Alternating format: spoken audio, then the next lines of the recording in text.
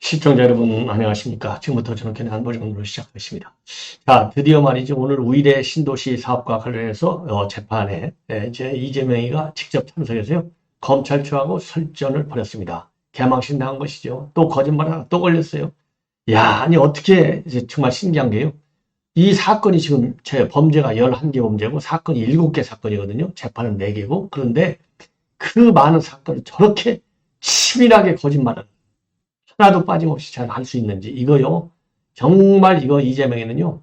거짓말 귀신 중에 귀신이 아니냐. 기네스북에 오를 정도가 아니라 이거는 뭐 세계적인 역사적 기록이 될 것이다. 이렇게 판단이 됩니다. 자, 그래서 오늘 우일의 사업과 관련된 검찰, 그 검찰에서 녹취록을 결국 틀었는데요. 제가 그랬잖아요. 아마도 오후나 늦빨르면 오늘 밤이나 아니면 내일 나올 것이다. 그랬는데 오늘 밤에 지금 막 나왔어요. 녹취록.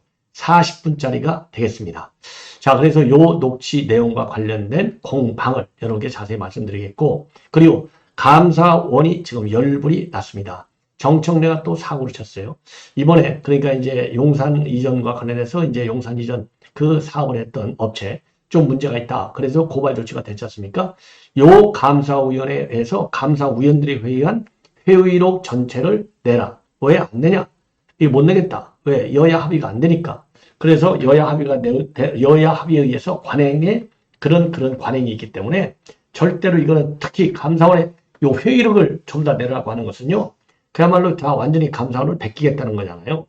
그러면은 이게 감사원의 정치적 중립성과 그다음에 독립성이 유지가 될 수 있겠습니까? 지들 멋대로 아무 때나 여는 여대로 야는 야대로 그리고 여야가 항상 바뀌잖아요. 여기에 응할 수가 없죠. 지극히 당연하죠. 그런데 요거를 갖다가 고발했어요. 감사원에 그래서 지금 긴급 성명을 내놨습니다. 단단히 반발하고 있습니다. 그리고 이준석이가 오늘 국회에서 결국은 또 사고를 쳤네요. 자, 이 김진태 강원도지사 그때 이제 컷오프가 됐다가 다시 살아나가지고 결국 이제 선거에서 이겨서 지금 지사를 하고 있는데 정말 구사 일생으로 살아난 것이죠. 그때 김 여사가 공천에 개입했다. 이렇게 국회에서 발언하는 바에 난장판이 또 됐습니다. 그 당시 이제 재보궐선거, 국회의원 재보궐선거, 그리고 지방선거, 이 공천관리위원장이 윤상현이었어요. 윤상현이 무슨 소리 하냐? 예. 그거 막말로 얘기해서 좀 단식을 하는 바람에 본인이 윤 대통령한테 얘기해갖고 살려준 거다. 무슨 김건희 여사가 그걸 개입했느냐? 말 같지 않은 소리를 하라. 그래서 오늘 난장판이 벌어졌습니다. 여기까지 가능하면 말씀을 드리겠는데요. 우선요. 이재명이 오늘 재판 관련해서 말씀을 드리면 이미 여러 개 말씀드렸잖아요. 이게 녹취는 언제 된 거냐? 2016년도 10월에 된 건데 이재명이 하고요.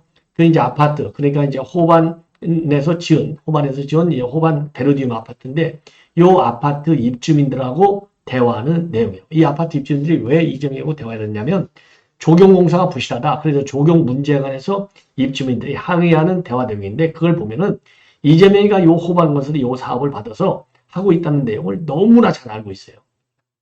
여기까지만 오늘 오전에는 나왔어요. 이 녹취 내용은 공개가 안 됐거든요. 그런데 오늘 김동연이가 재판에서 이제 재판장이가 틀어라. 그래서 결국 틀었어요. 이재명 측에서 반발하는데도 불구하고 틀었습니다. 틀고 봤더니 40분짜리 녹취록이에요. 이 녹취록 속에 들어가 있는 이재명의 육성 내용을 보면 이렇게 돼 있어요. 사실상 실제 사업은 호반 건설이 지고 호반이 한다. 성남시는 아파트 사업권을 돈을 벌여야 해서 호반에 팔았다. 이거 보세요. 호반에 파는 걸 다 알잖아요. 그리고 이제 3.3평방 미터. 그러니까 이제 1평당 1,500만 원에 분양을 하면 최소 1,000억이 남는다. 이렇게 했었는데 호반 건설이 1,700만 원에 분양했으니까 엄청나게 남을 것이다. 이 평당 분양가격까지 다 알고 있잖아요. 예. 그런데 말이죠. 요게 다 끝나고 나서 알게 됐다고 거짓말을 하는 겁니다. 이게 다 호반 건설로 결정이 되고 나서서야 나중에 알았다는 겁니다. 그러니까 이제 이재명은요. 그러니까 호반 건설이 다 결정이 돼갖고 아파트가 완공된 후에야 입주민들의 이러한 민원이 있고 나서야 알게 됐다는 거예요. 이게 얼마나 거짓말하는 겁니까? 예. 자, 그래서 이제 검찰에서는요. 이러한 녹취 내용을 근거로 해서 이거 봐라. 이재명이가 호반 건설이 이 사업권을 갖고 있었던 것도 다 알고 있고 그러니까 뭐 1,500만 원에 해도 1,000억이 남는데 700만 원에 분양했으니까 엄청나게 이익을 남았다. 그러니까 사전에 수익이 얼마 정도 난다는 것까지 계산된 것까지 다 알고 있잖아요. 예. 자, 그래서 이렇게 우위의 사업권을 갖다가 호반 건설이 일찍이 갖고 있다는 것을 일찍이 다 알고 있었고, 그리고 막대한 이익을 취할 수 있다는 것도 또 전부 다 세세하게 알고 있었다. 검찰이 이렇게 주장을 하면서 이재명은 특정 민간 사업자를 당선시키기 위한 공모를 시행했고, 그 공모는요, 거칠의 공모죠. 공모도 안 하고 하면 이제 걸리니까 그러니까 대장동 할 때도 송나무들에다가 다 정해놓고 공모를 했잖아요. 그리고 공모 기간이 짧아가지고 다른 회사들이 공부할 수 있는 시간도 안 줬잖아요. 요 우위대도 똑같아요. 우위대에서 성공한 케이스를 대장동에 옮겼으니까. 그래서 특정 민간 사업자가 누구예요? 이게 호반건설이잖아요. 시행권 확보 사정 등 우위대 개발 사업의 전반적 경과를 모두 알고 있었다. 그러한 인식이 노무 파일에 그대로 기록되어 있다. 이렇게 검찰에서 주장을 했습니다. 그러니까 이재명 이 변호인과 이재명은요, 무슨 소리냐? 아파트가 완공된 후에 입주민들이 민원이 있어가지고 그때서야 알게 됐다. 요렇게 거짓말을 한 겁니다. 오늘. 예, 그러면 직접적으로 이재명이가 뭐라고 얘기했는지 직접 인용을 해드리면, 공동시행자로 호반이 인가받았고 당연히 아파트에 호반이라고 이름을 써놓고 있으니 실질적으로 주민들이 호반 건설과 싸우나 보다 생각했다. 검사는 녹음 파일에 대한 의견만 내면 되는데 사건 전체에 대해서 제가 어떤 걸 한 것처럼 허위 주장을 하고 있다. 이거 거짓말하는 거잖아요. 녹음 파일에 대한 의견, 의견이 지금 그거잖아요. 이게 너는 다 알고 싶다는 의견이지 않습니까? 그리고 또 이재명 변호인은, 이건 이제 이재명이가 직접 한 얘기고, 이재명 변호인은 또 뭐라고 하느냐? 하나의 녹음 파일에 검찰이 모든 주장을 끼워 맞추는 모습이다. 아니, 어떻게 녹음 파일에다가 주장을 끼워 맞춰요? 말이 안 되는 얘기입니까? 완전한 정치적 선전이다. 예. 그리고 이 녹음 파일은 개발 사업이 이미 끝난 입주 직전의 상황이었다. 그리고 확실한 정보 없이 주민들과의 문답을 통해서 파악한 내용을 즉흥적으로 답변한 것이다. 웃기고 앉아있어요. 주민들과 문답을 하면서 알 내용을 즉흥적으로 답변한 거래. 야, 이렇게 거짓말.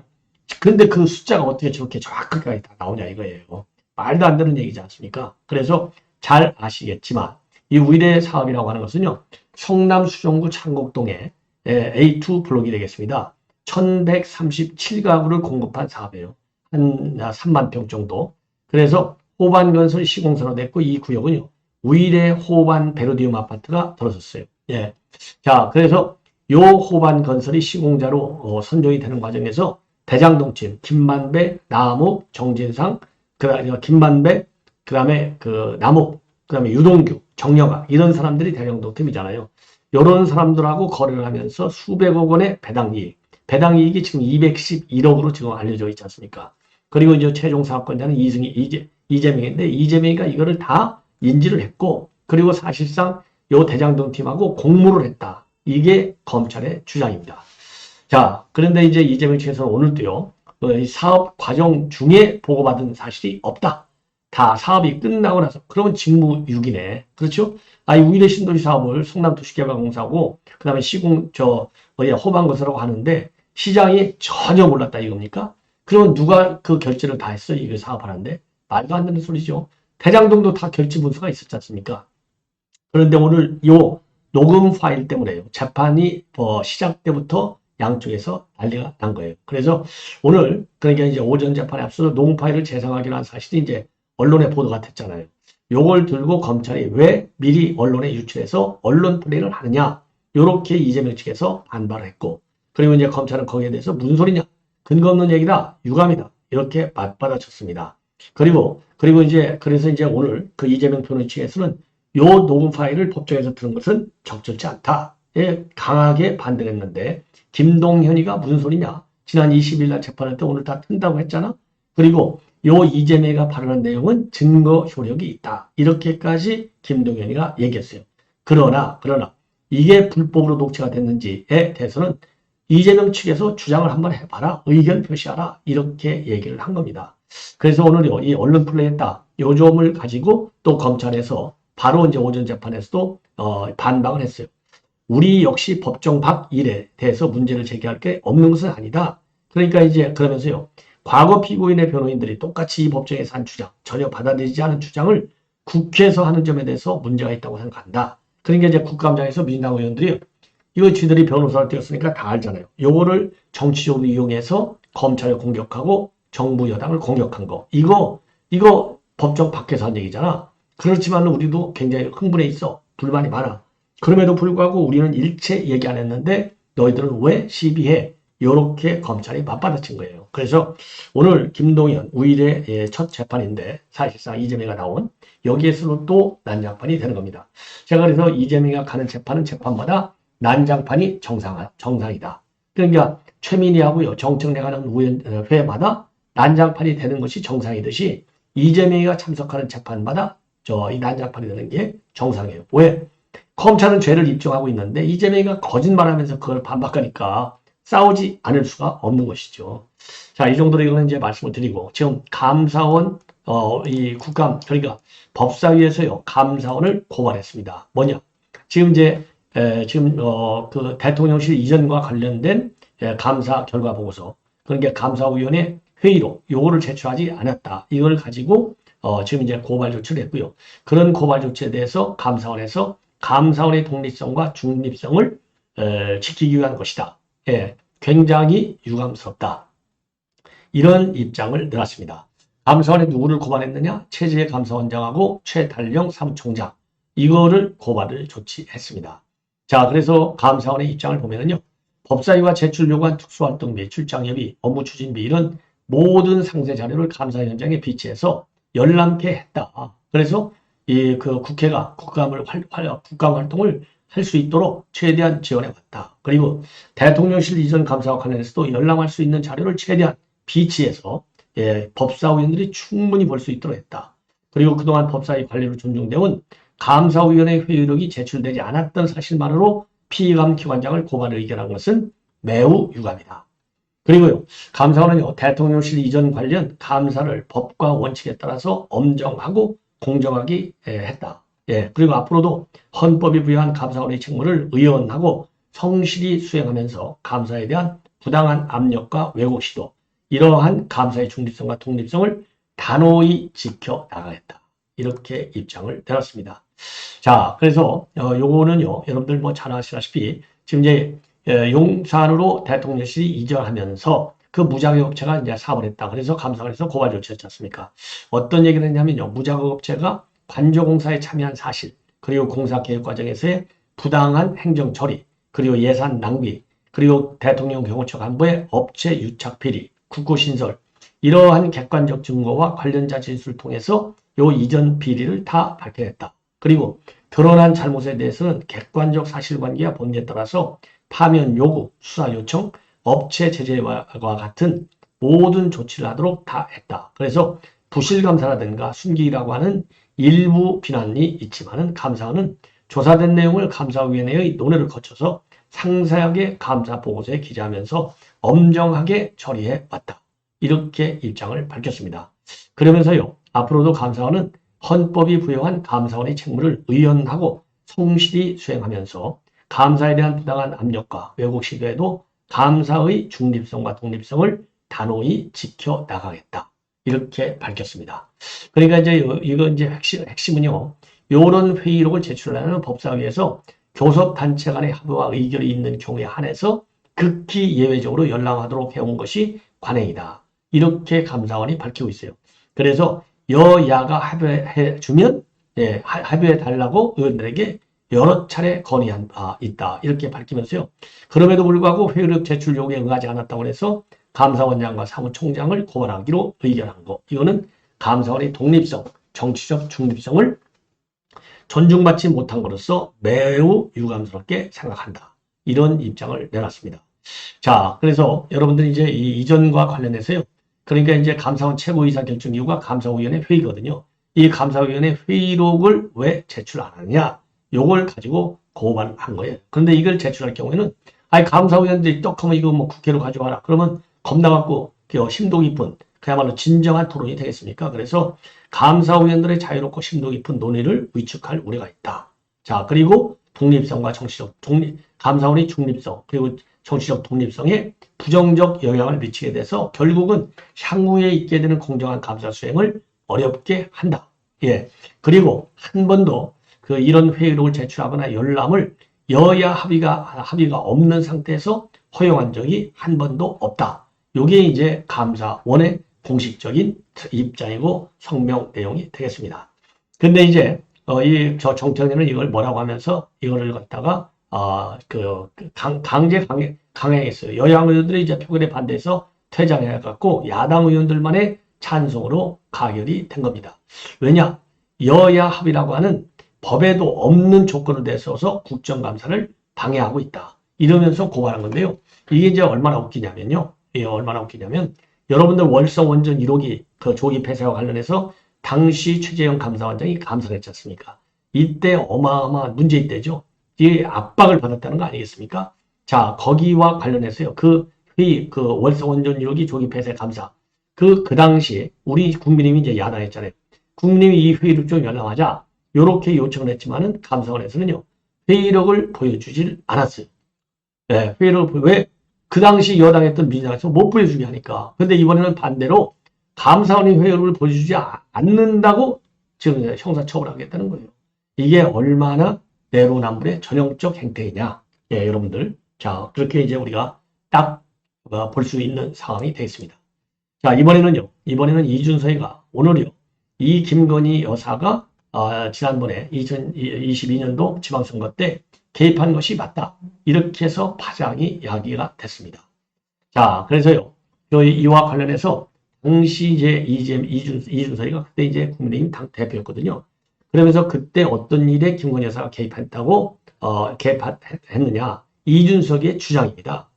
이 본래 김진태가 컷오프가 됐잖아요. 그런데 이 컷오프가 되고 나니까 명태균을 통해서 김건희 여사가 있는 곳을 알아가지고 김진태가 이제 명태균을 통해서 김건희 여사가 있는 데를 알아서 거기에 찾아가고 충성 맹세를 했다는 겁니다. 그 바람에 다시 이제 공천을 받게 됐다. 이렇게 지금 이제 이준서이가 밝혔어요. 그래서 오늘 이제 난리가 난 겁니다. 예. 자, 그래서 이준서이가 이제 한 것은요. 김 여사 공천 개입을 의심하는 건들은 있었다. 그러면서 당 대표가 지방선거 공관위원장에게 이건 아닌 것 같다. 합리적인 얘기를 하는데 공관위원장이 이 얘기를 듣지를 않는다는 거예요. 그래서 이거 무슨 외력이 작용했구나 이렇게 생각하지 않을 수 없는데 그 당시 지방선거 공관위원장은 정진석 비서실장이었다는 겁니다. 자, 그래서 이제 이준석은요. 김건희가 개입한 것은 맞다라고 한 발언은 자연스러운 대화 과정에서 나온 것이고 추측의 영역이다. 이렇게 뒤로 조금은 빠지고 있어요. 자, 여러분들 다시 아시다시피 이제 김진태 지사가 그 당시 컷오프를 냈다가 번복됐는데 그때 이준석이가 얘기하는 것이 뭐냐? 명 씨가 주장한 내용인데 이 명태균이가 김 지사에게 김 여사가 가는 장소를 알려줬고 김진태가 김 여사를 찾아가서 충성맹세를 했다. 최근에 그렇게 명태균이가 주장을 했어요. 자, 그래서 결국 이제 후보가 돼가지고 이광재를 누르고 당선이 된 것이죠. 이런 의혹과 관련해서 윤상현 의원이 100%이건 거짓말이다. 허무맹랑한 이야기다. 당시에 김진태 지사는 국회 앞에서 단시 투쟁을 했는데 너무나 안타까워서 당선인이 됐던 윤 대통령에게 말씀을 드렸다.